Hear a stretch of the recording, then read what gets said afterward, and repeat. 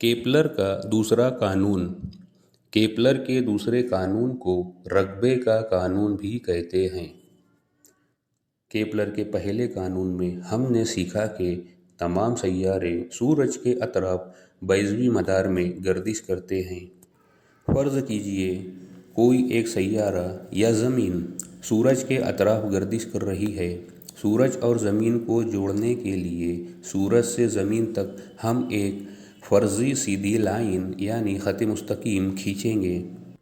ज़मीन जब अपने मदार पर गर्दिश करेगी तो ज़मीन और सूरज को जोड़ने वाले इस फ़र्ज़ी ख़त के ज़रिए एक रकबा तय होगा। हम जानते हैं कि ज़मीन सूरज से दूर होती है तो इसकी रफ़्तार कम हो जाती है, यानी ज़मीन अपने मदार पर कम फ़ासला तय करती है। इसके ज़रिए एक रकबा तय होता है जिसे शक्ल में नीले कलर से दिखाया गया है। इसके बरखिलाफ जब ज़मीन सूरज से करीब होगी तो ज़मीन की रफ़्तार बढ़ जाएगी, यानी ज़मीन अपने मदार पर ज़्यादा फ़ासला तय करेगी। यहाँ भी ज़मीन और सूरज के दरमियान फ़र्ज़ी ख़त के ज़रिए एक रकबा तय होगा। नीले कलर के इस रकबे को आप आसानी से देख सकते हैं। दोनों रकबों का बगौर मुशाहिदा कीजिए। भले ही दोनों रकबे आपको मुख्तलिफ नज़र आ रहे हों, लेकिन इनकी पैमाइश की जाए तो वो मसावी होंगे।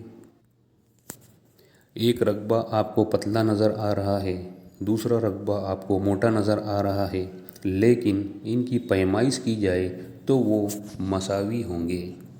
चलिए इसे हम एक मिसाल के ज़रिए समझते हैं। ज़मीन सूरज के अतराफ 365 दिन और 6 घंटे में एक चक्कर मुकम्मल करती है।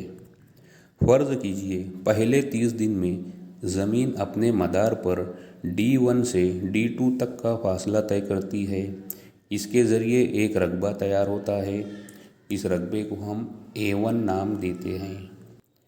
फिर किसी और अगले 30 दिन में ज़मीन अपने मदार पर D3 से D4 तक का फ़ासला तय करती है, तो इसके ज़रिए भी एक रकबा तैयार होगा। इसे हम A2 नाम दे देंगे।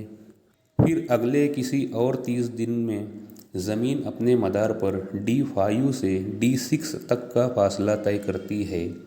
इसके ज़रिए भी एक रकबा तैयार होगा। इस रकबे को हम A3 नाम दे देते हैं।